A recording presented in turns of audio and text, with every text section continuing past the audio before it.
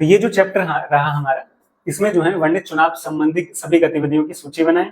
और इससे पहले जो अब ये जो है आपको कुछ चीजें दी गई हैं, ये सारे पॉइंट्स हैं, तो ये सब पॉइंट्स को आपको एक सूची में तैयार करना है कि सबसे पहले क्या होता है, इसके बाद क्या होता है। चुनाव जब किए जाते हैं, हमने चुनाव से संबंधित एक जो है बात की थी कि सबसे पहले क्या होता है उसमें, और किस तरीके से सबसे लास्ट में जो है स्टेज आती है जिसमें जो है मतदान जो किया उन मतों की गणना की जाती है और रिजल्ट की अनाउंसमेंट होती है, कौन सी पार्टी जीती है या किस जो है प्रतिनिधि ने चुनाव जीता है उस क्षेत्र में। तो ये जो है सारी लिस्ट है।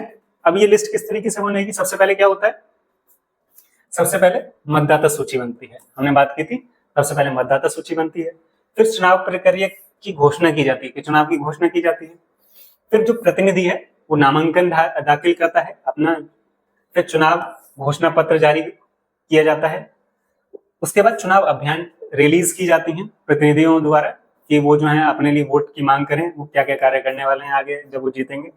फिर मतदान किया जाता है, आप जो है वोटिंग देंगे, वोट करेंगे।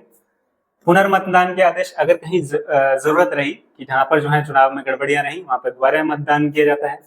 फिर वोटों की गिनती की जाती है और लास्ट में जो नतीजा है वो उसकी घोषणा होती है। ये जो है सीरीज में किस तरीके से चुनाव होता है उससे रिलेटेड है। सबसे पहले क्या हुआ, मतदाता सूची बनाई गई, उसके बाद चुनाव प्रक्रिया की घोषणा की गई, नामांकन दाखिल किया गया, जो प्रतिनिधि है चुनाव घोषणा पत्र जारी हुआ, चुनाव अभियान किए उन्होंने, मतदान किया आपने, मतदान के फिर दोबारा आदेश आए, दोबारा मतदान हुआ जहां पर जरूरत थी, जहां पर गड़बड़ियां हुई, वोटों की गिनती हुई और लास्ट में चुनाव नतीजों की घोषणा होती है। ये सभी जो है सीरीज में दिया हुआ है कि किस तरीके से चुनाव होते हैं। को लाइक करें, शेयर करें अपने दोस्तों के साथ, और अगर आपने चैनल सब्सक्राइब नहीं किया है, चैनल को जरूर सब्सक्राइब करें और अपने दोस्तों के साथ भी शेयर करें। धन्यवाद।